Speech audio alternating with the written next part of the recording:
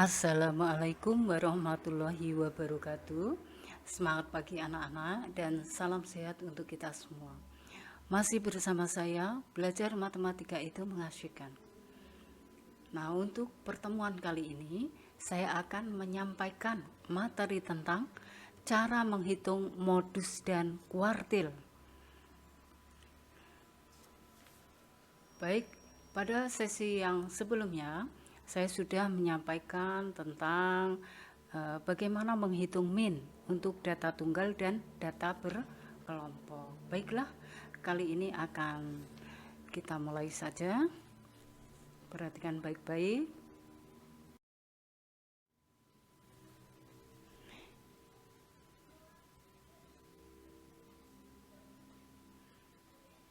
Ya, tentang modus. Modus tentunya kalian sudah sering mendengar, yaitu ukuran yang paling sering muncul, ya, atau ukuran dengan frekuensi yang paling tinggi. Nah, ini nanti yang akan kita bahas, modus data tunggal dan modus data berkelompok. Baik, untuk modus data tunggal. Perhatikan di sana. Modus data tunggal. Ya, contohnya. Jadi data tunggal itu yang jumlahnya sedikit ya. Nah, berikut ini adalah pembicaraan telepon dalam menit yang dilakukan oleh seseorang. Yang pertama, 98657654366 ya. Yang kedua seperti ini dan yang ketiga. Tentukan modus masing-masing data di atas. Baik. Satu, yang paling sering muncul. Berapakah yang paling sering muncul di sini? 6. Ini sebanyak 3 kali. Paling banyak ya, sehingga modusnya adalah 6 ya. Lalu nomor 2, ukuran yang sering muncul, modusnya lagi yang mana? Ini yang paling sering muncul. Apakah 6? 6-nya ada berapa ini? 1, 2, 3. Tapi ini juga 8 ada. 1, 2, 3. Adakah lagi? Tidak ada. Ya, yang sering muncul itu yaitu tadi 6 ya, ini di sini 6. Maka modusnya 6. Sering muncul tuh ada 2, yaitu 6 dan 8. Berarti modusnya juga ada 2. 6 dan 8. Udah ya. Nomor 3. Wah, ini semuanya satu-satu. Jadi tidak ada ukuran yang paling sering muncul. Maka tidak mempunyai modus. Tidak mempunyai modus. Oke? Baik, kita lanjut pada data berkelompok. Perhatikan tabel distribusi berat badan berikut ya. Yang lalu kalian sudah belajar tentang bagaimana cara membuat tabel distribusi frekuensi ya. Oke, di sini ada 5 kelas, ingat ya. Lalu karena kita akan menghitung modus, berarti kita lihat di sini yang frekuensinya paling banyak ya, berarti ini adalah kelas modus ya. Ingat, kita akan menggunakan rumus ini. Modus yaitu sama dengan L itu adalah tepi bawah kelas modus, L tepi bawah kelas modus.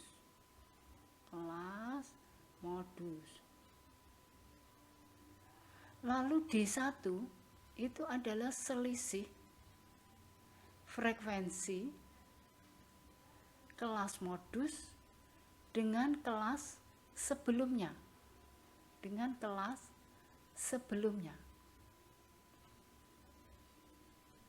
Sedangkan D2 itu selisih frekuensi kelas modus dengan kelas sesudahnya. Nah, yuk kita langsung saja ke menghitung modus. L, tepi bawah, perhatikan bahwa tadi yang sebagai kelas modus ini, berarti tepi bawahnya 53 dikurangi 0,5, masih ingat kan? 53 kurangi 0,5. Jadi kalau mencari tepi bawah itu batas bawah harus dikurangi 0,5.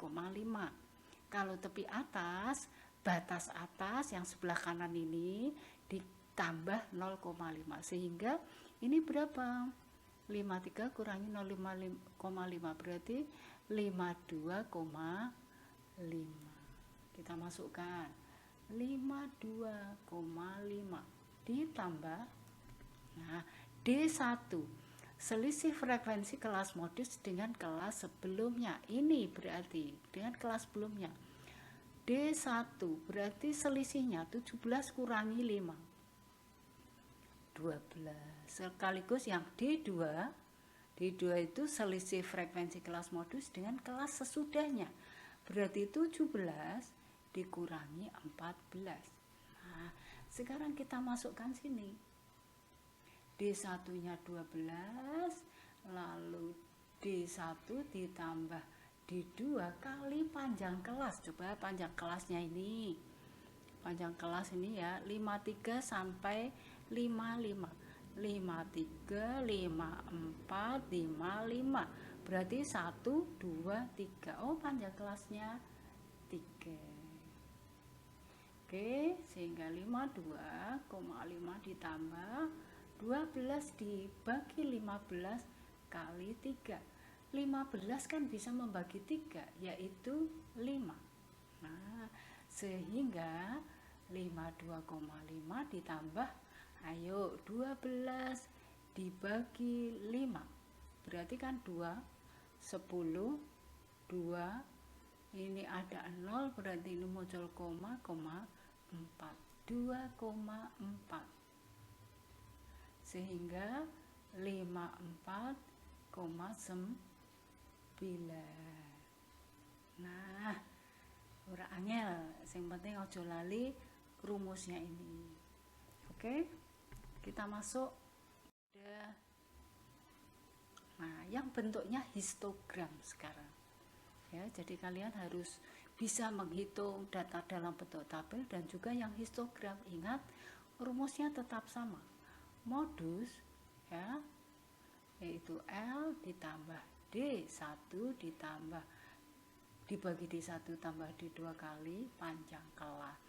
Nah, ketika ada histogram semacam ini, ingat, karena modus yang akan dihitung, maka pastilah yang mempunyai batang paling tinggi itu yang mempunyai frekuensi paling banyak. Nah, kita lihat di sini frekuensinya, berarti ini frekuensinya 13. Ya. Yang batang sebelumnya ini 12, batang sesudahnya 6.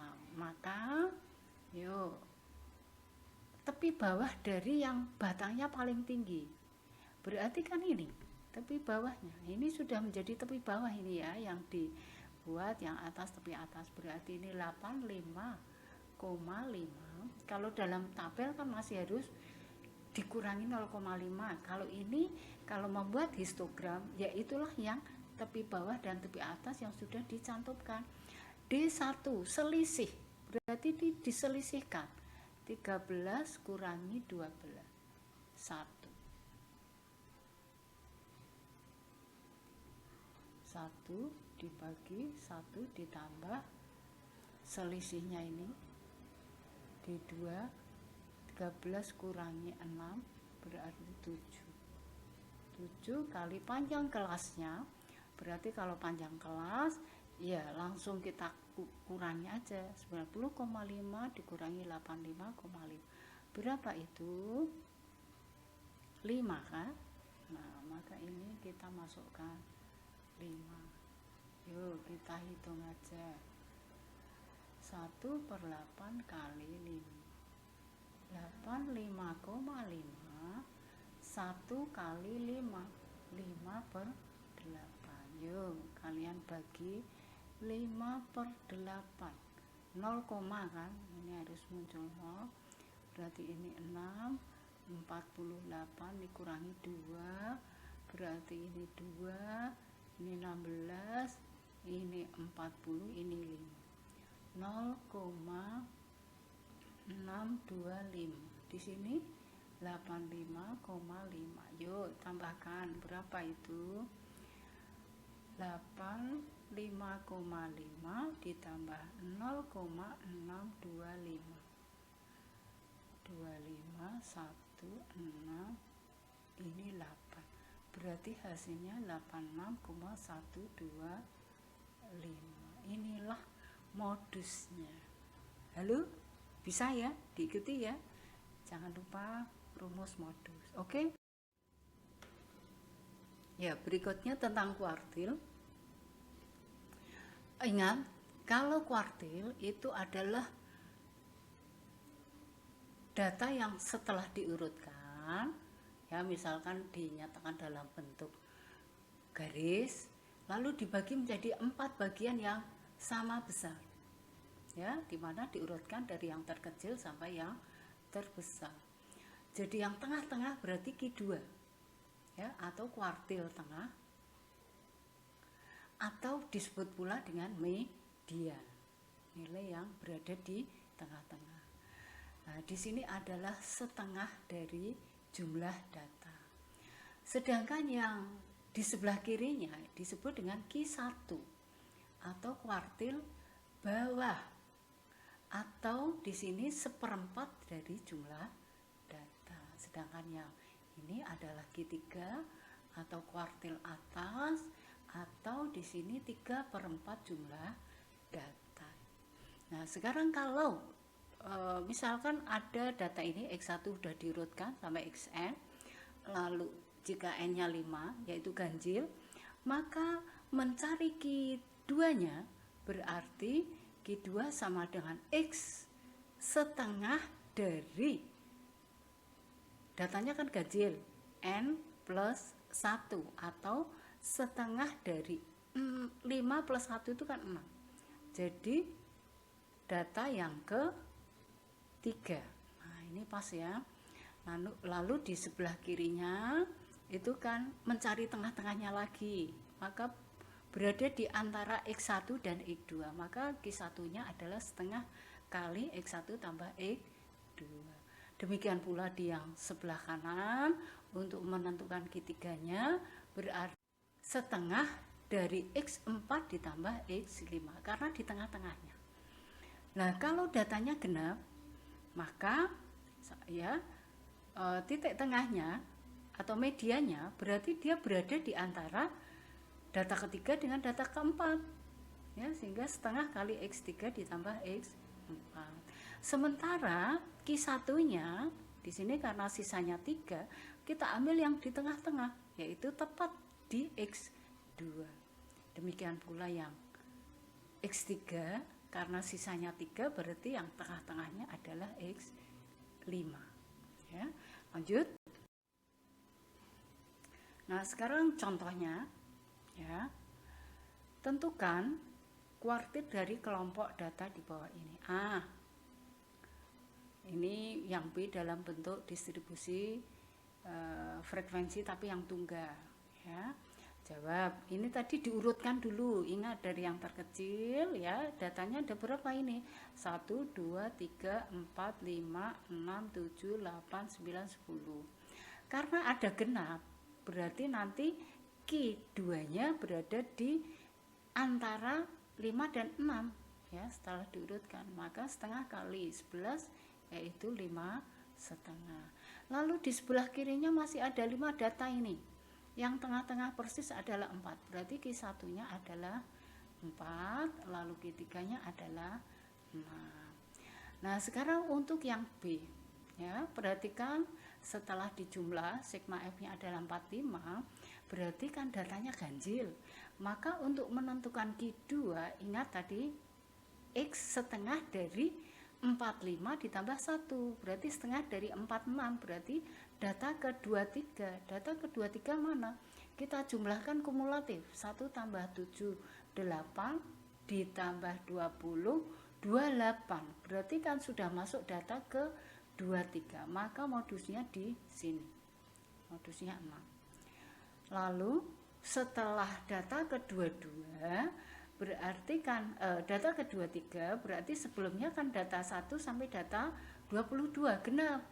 Berarti nanti berada di antara 11 dan 12. Nah, data ke-11 mana? Bisa dicari. Data ke-11 juga masih di 6. Data ke-12 juga masih di 6, berarti setengah kali 6 tambah 6, Q1-nya 6. Sedangkan untuk Q3-nya berarti kan setelah 22. Berarti mulai setelah kok 22. Setelah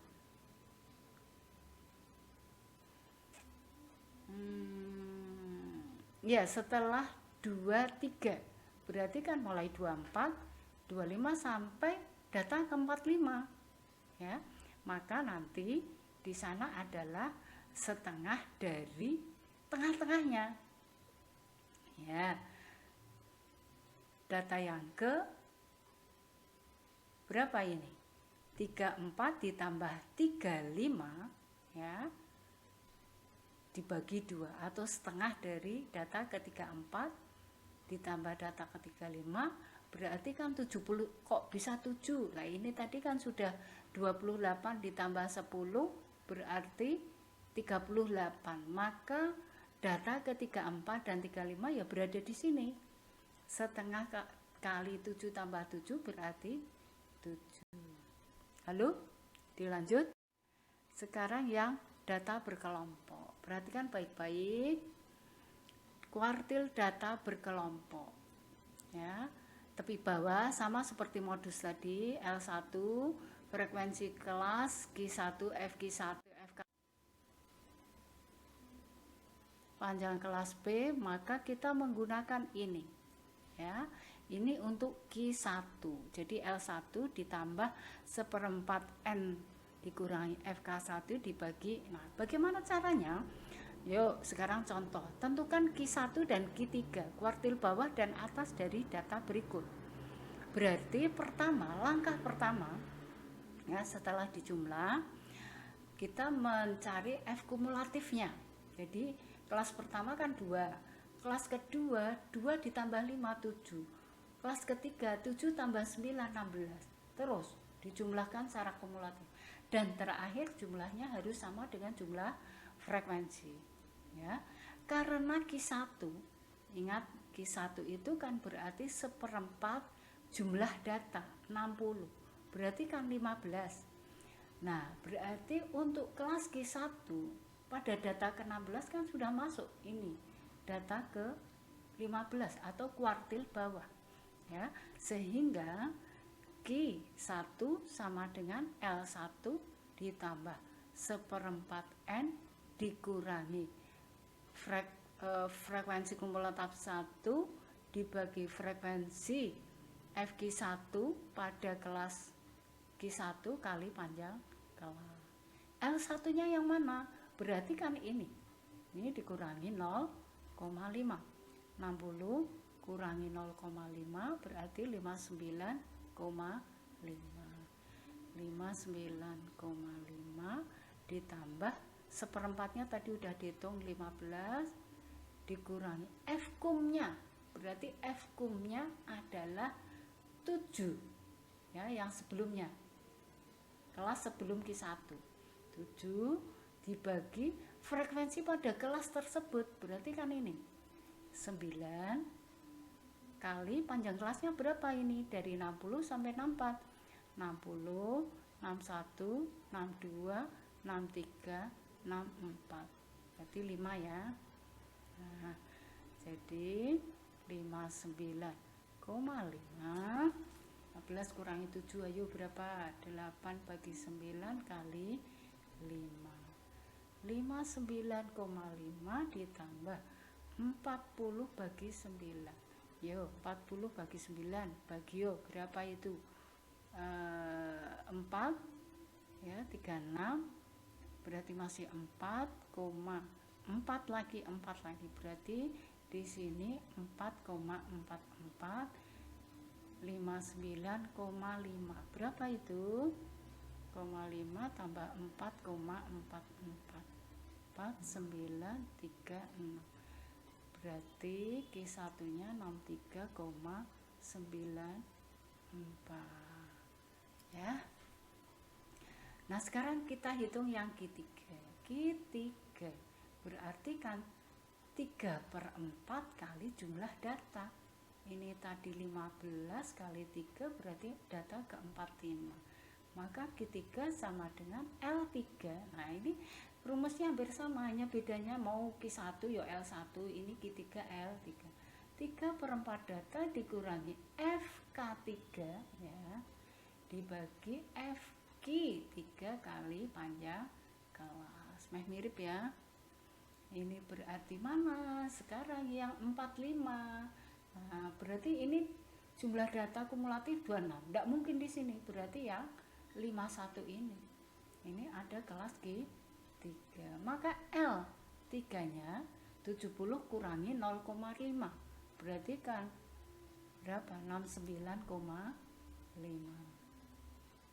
Ditambah 3/4-nya tadi kan sudah dihitung 45, dikurangi FK3, berarti ini kelas sebelum, frekuensi kelas sebelum, berarti berapa itu? 26 dibagi frekuensi pada kelas Q3,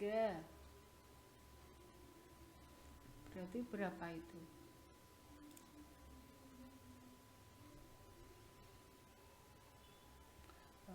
Berapa itu? 25 kali panjang kelasnya kan sama 5 ya, 69,5. 45 kurangi 26, ayo berapa? 19 ya.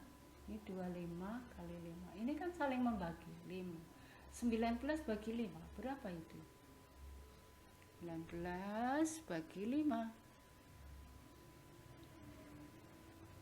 berarti 4, oh enggak sampai 3. 15 kurangi kan 4, muncul 0, bagi 5 berarti 0,8, 3,8.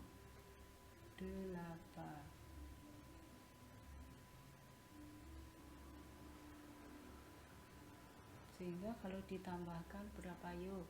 Ini 3 berarti 13, ini 7, 73,3. Oke. Nah, selanjutnya adalah untuk latihan adalah mandiri. Tentukan modus. Soal yang pertama, tentukan modus data tunggal. Nah, apakah data sudah urut? Tinggal kalian cari Q1, Q2, Q3. Oke. Untuk yang nomor 2 juga sama. Tentukan modus Q2 dan Q3. Oke. Semoga apa yang sudah saya sampaikan bermanfaat dan terima kasih atas perhatiannya. Wassalamualaikum warahmatullahi wabarakatuh.